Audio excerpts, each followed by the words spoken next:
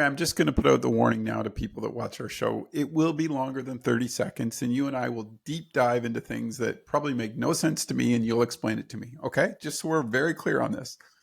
Okay. What are we talking about today? Go outside and go often. I can relate to that. I'm well into that. And that's every age group. That's everybody. Everybody. And I've been talking about this for a few months. I did a nature summit in April. I came back. You asked me one question, what's a pivotal piece I learned from the nature summit? And I said, just be in nature. Just go out, be in nature. And what was your immediate argument back to me, Dave? Well, I agree with you 100%. I like to be out in nature exercising. I find that that's where I'm at my peak. I can clear my mind and not focus and just enjoy the moment, be caught up in that moment and just take in the surroundings. For me, that's kind of harmony. Yeah. Yeah. And you? Well, and I'm more the be in. I'm more the just sitting and relaxing, observing, using the senses. I'm relaxing. What makes you think I'm not relaxing in nature? We better put the argument to bed. Let's leave that for the people viewing. Let's go on with the topic. So there is a YouTube by Florence Williams, and it's a 4-minute YouTube. It's called Finding the Fix.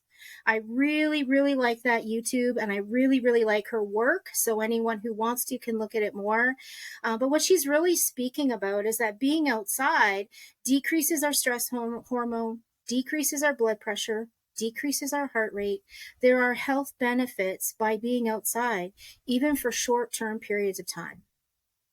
And I think I want to quantify this because I recently read a piece on living in the city and how much stress that puts on your body mentally and physically. Just the sleep changes, all the lights, the constant.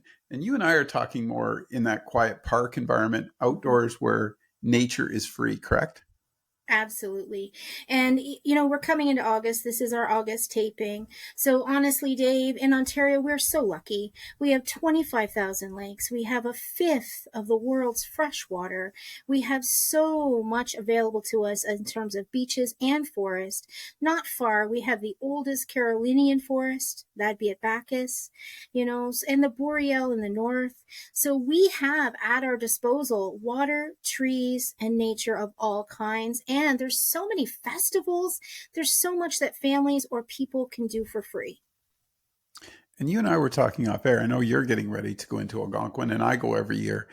And that's it's surprising the release you get when you're just paddling through the water in an open lake and, watching moose or, seeing nature at its finest. It's such a release. What is that when your body just goes, what is that moment? What is that? It can be lots of moments, and different theories call it different things, but it's really mindfulness, Dave. It's really just being in the moment, taking in all the senses, allowing our body to relax. And honestly, you mentioned Algonquin, and often when I work with clients, we talk about this visualization of a calm place. And I know I just closed my eyes because that's what I do with clients. So many clients, Dave, start telling me a story, and then I learn that story is from Algonquin. So it's just pivotal for us. I'm so grateful that we live so close to it. But absolutely, it's this mindfulness piece of just breathing, being, letting our body calm, and doing it any way that someone wants to. Meaning you can read outside. You can forest bathe outside. That's the newest thing where you're just standing in the woods and experiencing trees around you, meaning the temperature, the sound, the smell, the sensations. There's so many theories around it, but for anyone, I would just say go outside, pick your pleasure, find your joy. We talked so much in the last year about sparks of joy and being outside. Today, our conversation just brings that together. And it's so often that people don't actually understand the value of it. I know if I'm having a frustrating day and we're lucky we have 20 acres of trails, I just go outside. I just go for a walk, take the dogs. And it's amazing how much it clears your mind so quickly. Mm-hmm. And maybe your perception is sharpened to what you're missing in that point, right? But it's just that mental break to walk away from it all and sort of let everything just digest a little bit. And in today's society, we're such a go, go, go. I mean, It's like you said, just even sitting on your porch, on your deck, just letting the world go by for a few minutes. And maybe, are you concerning yourself with yourself, or are you just letting yourself be? I guess that's the moment, right?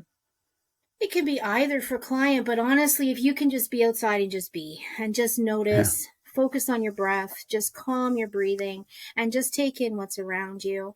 And normally in our area, I mean, we have birds and listening to the wind and just acknowledging the trees as the wind shifts. And there's all these things that you can do, but really, if it's focusing on you, it's concentrating on your breathing, slowing that down because we live in this go, go, go world, like you said. Most of us are breathing very short, not depth, and it's very fast paced breathing. So, at the basis of most calming, Dave, is just looking at breathing, but then the senses. And sure, some body awareness is always good. If you, now this is a little bit off topic, but if you're outside and you do that and you come through that state and you come back into your workspace, let's say, what is it that triggers that? That you're so relaxed, it triggers the thought process to actually, even it seems like, speed up or clear itself. What is that? Is that a neurological? Is that a mental? How does that? What is that mindfulness doing to make you feel that way? And I'm not wording that well. I'm sorry. It's okay. If we look at it from a brain level, I mean, cortisol is a stress hormone that gets decreased when we're outside. So even by decreasing our cortisol, then it's just opening those neural pathways for our brain to function in a different way. You mentioned focus earlier. It can be creativity. It can be attention to detail. And just this general sense of calm, if we're at work, can bring us back in where we can face a struggle or face a challenge in a different way because we are thinking and our body's in a different position. Does it create new neurological pathways in your brain when you're outside, or does it just stimulate the ones that are already there? It can be both. So it does stimulate what's already there. That's the visualization, the memory when we recall memories. Years ago, Dave, we called this 1 minute vacation. They don't call it that anymore. But years ago when I was doing it, that's what we called it. So literally, even just closing your eyes and visualizing a place where you were outside and where your body was calm, that's that 1 minute vacation piece. Or it can literally be the actual physical being outside and just experiencing your body's sense of calm, which again, if you're at work, as you've mentioned, is helpful just to then come back in with a fresh light, a fresh approach to be able to get back to work.